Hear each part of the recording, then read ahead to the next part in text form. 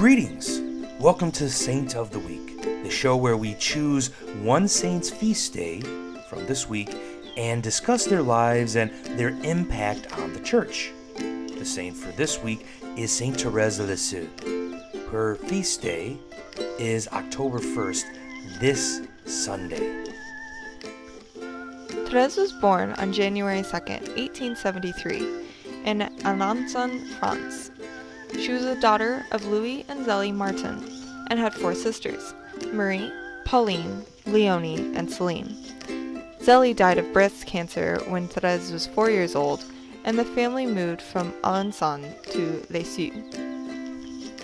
In Lisieux, Pauline became the mother figure in Therese's life, and the two became very close.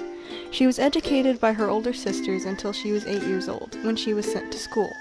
She did well in her classes, but was bullied by some of the other children, which she did not take well because of her sensitive nature. She later described her years in school as the saddest years of my life.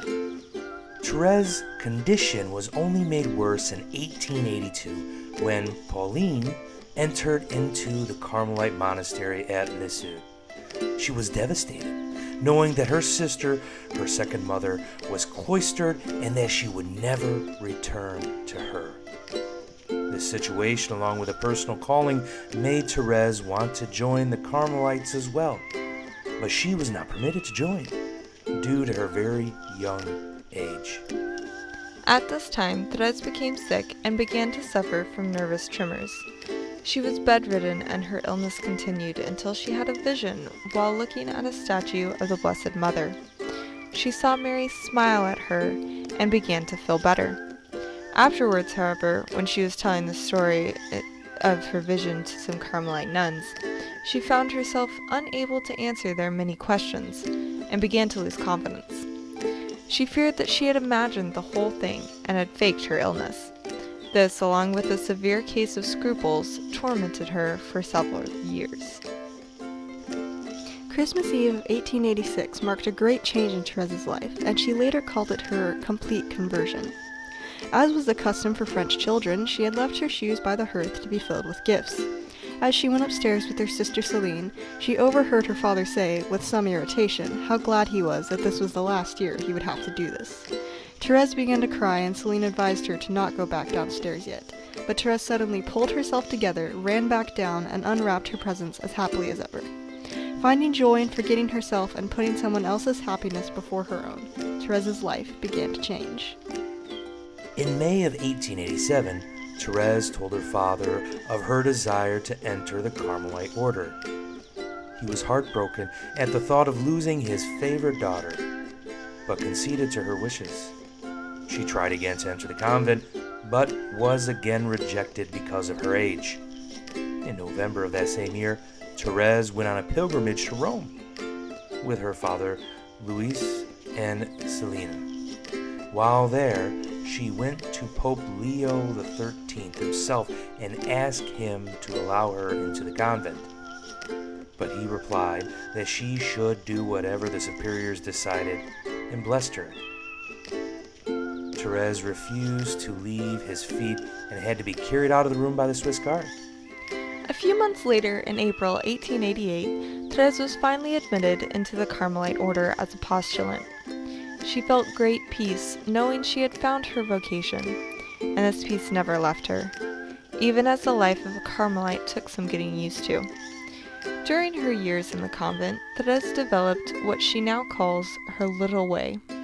Believing herself too small and inferior to perform great deeds, Therese chose to show her love for God through little acts of kindness and unnoticed sacrifices. For those wishing to learn more about Therese, her life and her spirituality is further explained upon in her autobiography, The Story of a Soul.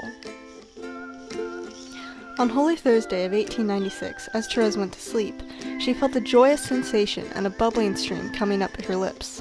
The next morning her handkerchief was soaked with blood, revealing that she had tuberculosis. She suffered greatly from the disease in the last year of her life, but she bore her pain with patience and no complaints. She died on September 30th, 1897, at the age of 24. She is a patron saint of missionaries, France, Russia, HIV and AIDS victims, florists, gardeners, loss of parents, tuberculosis, Alaska, pilots, and priests. Saint Therese displayed a profound humility throughout her life, and it was this humility that inspired her little way.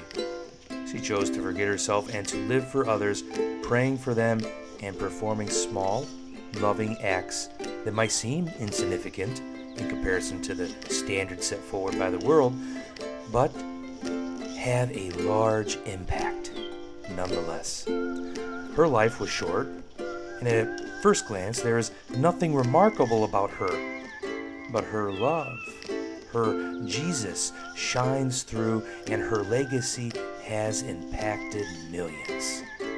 Saint Therese of Lisieux, pray for us. Our honorable mentions for this week are St. Thomas of Hereford, St. Theodora Guerin, St. Francis of Assisi, St. Maria Faustina Kowalska, St. Bruno, and St. Justina of Padua. And of course, there are thousands of other saints who undoubtedly have their feast day this week, but there are so many of them that there is no way we could list them all here. We hope you have enjoyed this episode of Saint of the Week. Thank you for watching, and goodbye. Peace be to you. Hi, I'm Marjorie, And I'm Veronica. and we're part of the True Enlightenment. We would like to thank Father Nicholas for helping us out with this video, and if you like this video, we ask you to come check out our channel, where we do videos just like this every week about a different saint. Yeah, we also do videos on simple Catholic basics.